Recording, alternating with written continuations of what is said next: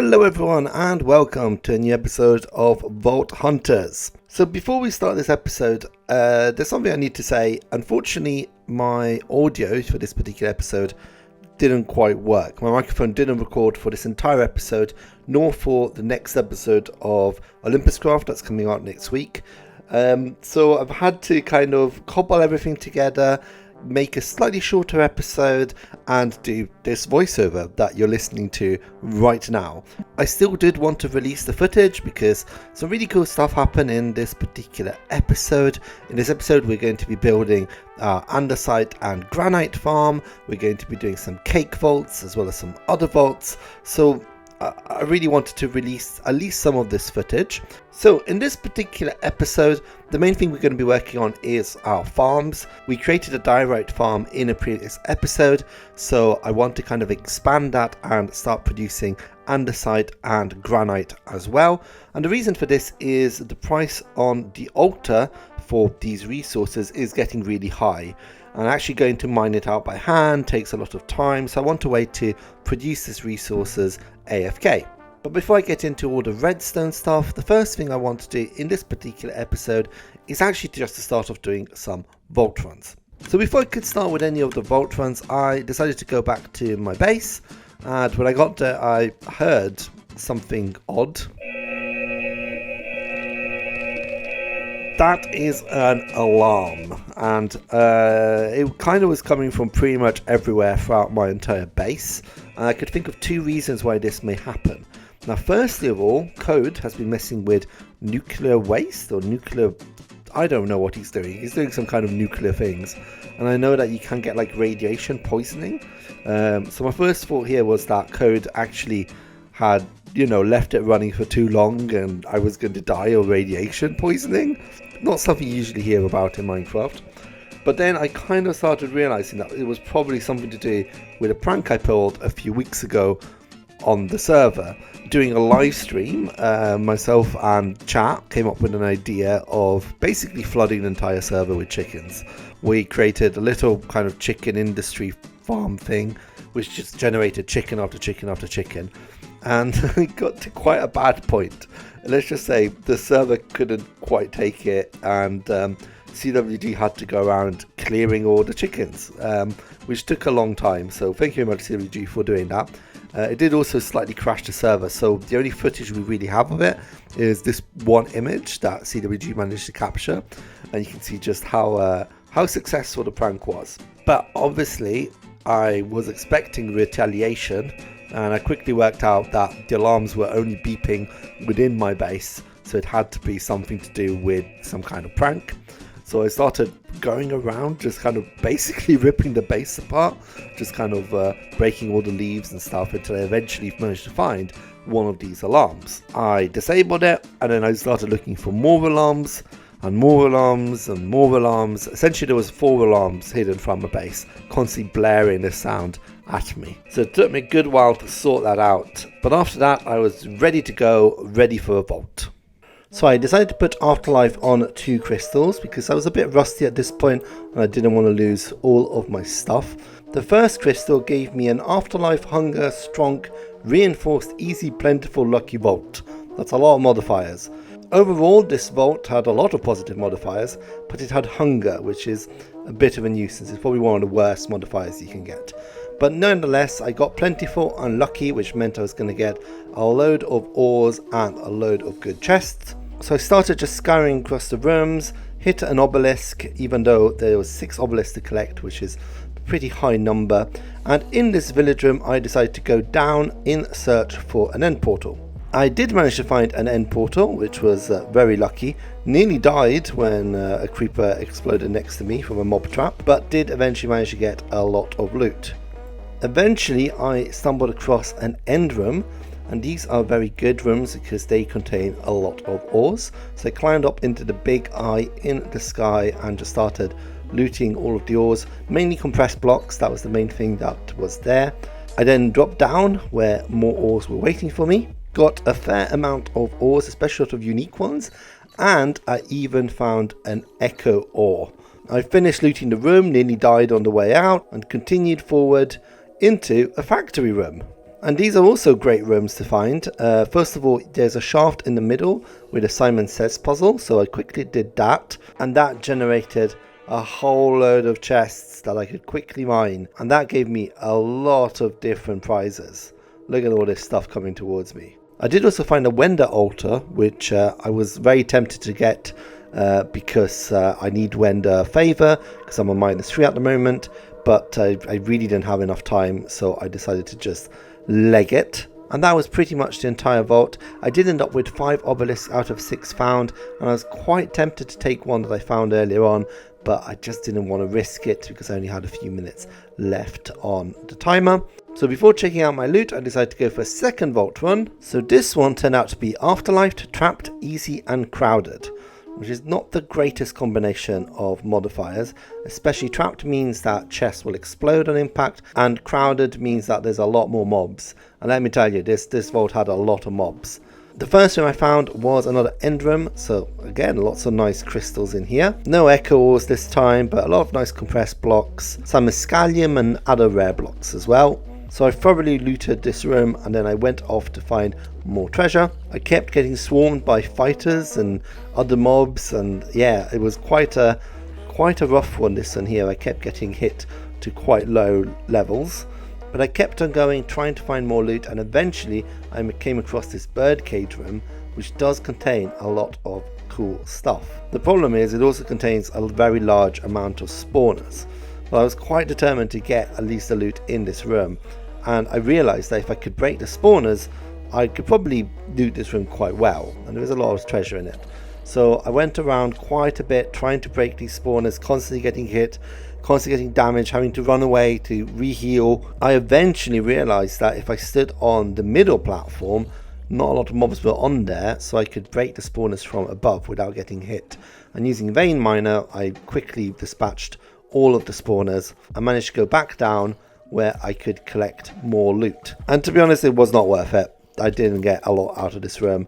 It was a fun room to do, but just didn't get much. I also checked the bird at the top, which contains ores, and that also had a few things, but nothing too great. At this point, I was definitely being overcrowded by all of the mobs, and I got hit so much that I eventually managed to pop a totem. And to be honest, I didn't even heal quick enough, so I definitely could have died a second time there, and the run could have been over, but I just about managed to get myself a bit of health and a new totem in the hand, and get away from that room, which was pretty crowded. I eventually found a 5th obelisk, and decided that it was time. Even though I only had 4 minutes, I thought I'd give it a go, so I got myself my power bar, I got myself all of my Eternals, I got ready for combat, essentially.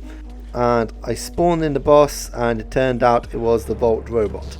And this fight was not good, to be honest. The Vault robot kept disappearing, it kept going into the lava, so I couldn't really hit it, which meant it kept curing. I was trying to hit it with a bow from above, but none of my arrows were getting at it. So honestly, I was just spamming my water bucket for a long time, doing a few hits, nearly dying. And just yeah, I could not get this thing down. And with about 1.5 minutes to go, I just decided I wasn't going to be able to finish this. The boss was still full health, and it was the worst room to fight it in, essentially. That was the problem. So I decided to just leg it. You can actually still finish a vault even if you don't complete the boss. So I decided to just leg it and go through the portal and leave with whatever loot I had left. So once I got back home, I started sorting out all of the stuff that I had found. And I gotta say, I did find a good amount of stuff in these particular vaults. I found some new traders that were okay. I found some gifted statues that were still okay. I got some ores, especially a bobbing knight, which I needed to complete one of my danks.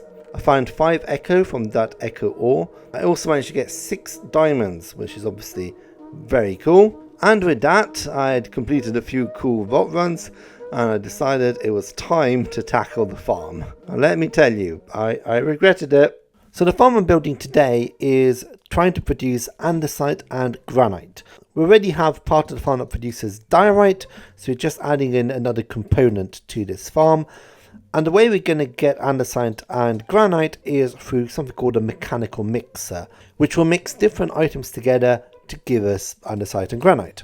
So the first thing I did was to extend the cobblestone farm. I gave it kind of like a glass chute that would send the cobblestone all the way up to where we need it. So I then started building the andesite and granite sorting system.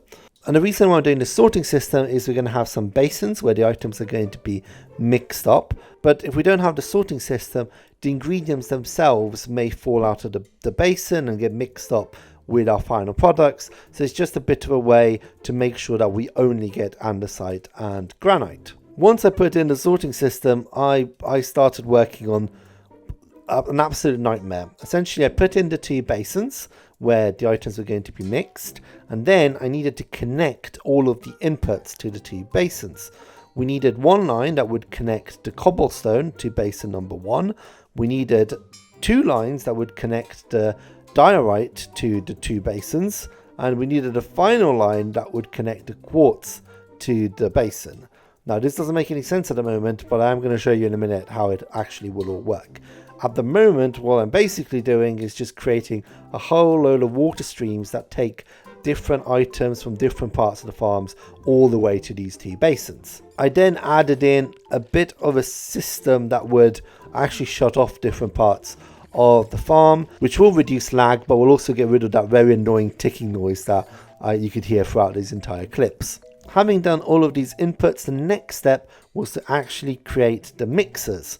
I collected all the ingredients, put all the mixers together, and got the mixer items. At this point, I made a joke about how it's whiskey business. It wasn't very funny the first time around, and it's not as funny now I'm saying it like this. But then I started creating the actual create part of the farm, where basically we use cogs to get the mixers rotating, and it's all done with different cog reduction techniques. I really don't know what I'm doing in this particular point. To be honest, I'm just putting cogs together and hoping it works. But the idea is that I'm trying to transform that rotational power that we get from the windmill and transport it down to the mixers. And I do this by using cogs, but also by using belts that connect different parts up. Having finally put all of these parts together, and let me tell you, it did take a long time to get this working, you can now see that the mixers are in fact turning. And that means that the farm is pretty much complete. So let me give you a full overview of how this farm works. It all starts off with guardians. The guardians spawn in the tanks, get pulled upwards, downwards, they die, and they create loot. They produce cod, they produce prismarine, and they produce crystals. And it's the crystals that we want, because through the create mod, you can grind the crystals up, and that's what's happening here, and that will produce quartz. Now, even in vanilla, if you mix quartz with cobblestone, you can get diorite. Now, you can automate this, but it's going to cost a lot to do with this mod, so I'm just going to do this manually. I take the quartz from this quartz generator, and I take the cobble from the cobblestone generator, and I mix it on this crafting table to produce diorite. Now, diorite can actually be used to produce andesite and to produce granite. If you mix diorite with cobblestone, you get andesite, and if you mix diorite with quartz, you get granite. So what I can do is I can put this diorite in these chests, and that will be sent up to the mixers. By toggling on the mixer on the left, the diorite goes into that mixer, and we also get the cobblestone from the cobblestone generator. They both come in, they get mixed up, and it produces andesite. On the other side, we got a similar setup where the diorite comes in and the quartz comes in from the quartz farm, mixes together and produces granite. And so there you go, nice and easy. It actually produces all 3 resources now. It's not quite working at the moment because basically the system needs to fill up, and it's going to take a while to get enough guardians killed to fill up the entire system. But once that system is going, all I need to do is flip a few switches and it should be all good to go. So with this complete mess done, it's time to move on and to try something new. And the thing I want to do this episode is a cake vault, because I've done one on stream before, but I've not done one in an episode before, and they're a lot of fun. So let's give it a go. So cake vault is almost like an Easter egg in Vault Hunters. If you combine a crystal with a cake, you get a cake vault. And the aim of a cake vault is to find cake. You will start in one room and you have to find a cake in that one specific room. Once you find a cake in that room, a new cake will open up and you will get a random modifier. Once you're in the next room, you will also need to find a cake, and when you find a cake, you get another modifier in another room, and so on and so forth. If you manage to find all the cakes in the vault, then you will get a prize. And there's also a bit of a hint that comes up every now and then that tells you how far away you are from the cake. So it's a lot of fun. I've prepared a crystal. I've added an afterlife so that we can just keep on going. We don't have to worry about coming back. So let's just jump in and see how it goes. So first of all, this vault already starts with lucky and fast, which are okay modifiers. Fast means we got a bit less time. Lucky though is good for chests, although we're not going to be looting much. And the important thing is that we've got 22 cakes to find. Now I'm not entirely sure if that is a good or bad amount of cakes to find, but I find the first one there, which is obviously very good, and a new room appears and I start going off. So sometimes these cakes are going to be in very obvious places, and sometimes they're going to be absolute nightmare to find. That, for example, is a very obvious place, but trust me, sometimes they can be in very, very obscure locations. But luckily in this particular vault, the first few cakes are actually fairly easy. Annoyingly, this room is a dig site, which would be a very good room to loot, but I don't have the time for that. I'm here for the cake, so I keep on moving, keep on looking for cakes. The indicator tells me that I'm about 12 blocks away from the cake, but I just cannot see it, and I keep going round and round in circles trying to find a cake in this room. Eventually, I realize that it is just on a ledge above me, which is slightly bit annoying. I did lose quite a bit of time in this particular room, but I do manage to find a cake anyway, and I move on to the next one. At this point, I think I noticed that actually I picked up the hunger modifier, which is obviously not particularly good for this kind of vault run. I'm trying to move as quickly as possible, but I'm constantly having to stop to eat, which is a bit frustrating. But nonetheless, that doesn't really stop me, and I do quite a few rooms in a row without too many issues. I managed to get cake 11 with about half of the time remaining, in fact a bit more than half the time remaining, which is obviously very good. It bodes quite well for me to actually finishing the whole run. And this is when I start hitting village rooms. Now in a normal run, village rooms are good. You can use village rooms to get a load of loot, especially if you find an end portal. But with Cake's Vault, there's so many places where the cake could be hidden. It could be above ground, it could be below ground. And I just spent a long time above ground trying to find it until eventually I dig down and it's right there in front of me. So I quickly exit the room, try to go to the next room, and lo and behold, it's another village room. So I have to go back down again. I'm looking around trying to find this cake, which I can't spot, and I lose a lot of time in this room just trying to find this cake. I'm pretty convinced it's down, but I'm not certain about it. So I keep going around. I think there's a whole corridor that was kind of blocked off from the rest of the underground section, which meant that I didn't see it immediately. So I lost a lot of time here. But I eventually managed to find a cake and I move on. I've still got 7 cakes to find, 8 minutes to find them.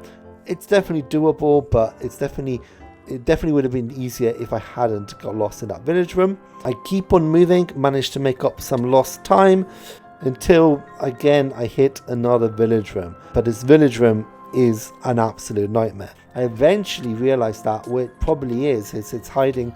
There's like caves in between the surface and the stronghold, and I start thinking it's probably in one of these caves. So I start digging around, and eventually, with only like 20 seconds to go, I do eventually find a cake.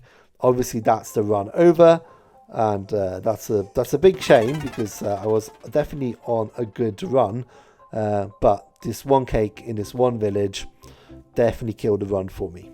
And with that, it is the end of today's episode. Again, sorry it's a bit weird with the audio narration rather than the actual audio from the clip. Unfortunately, it's just the way it is, I'm afraid. But I hope you have enjoyed it. If you have, please remember to comment, like, and subscribe. And I'll see you all in the next one. Thank you for watching. Bye!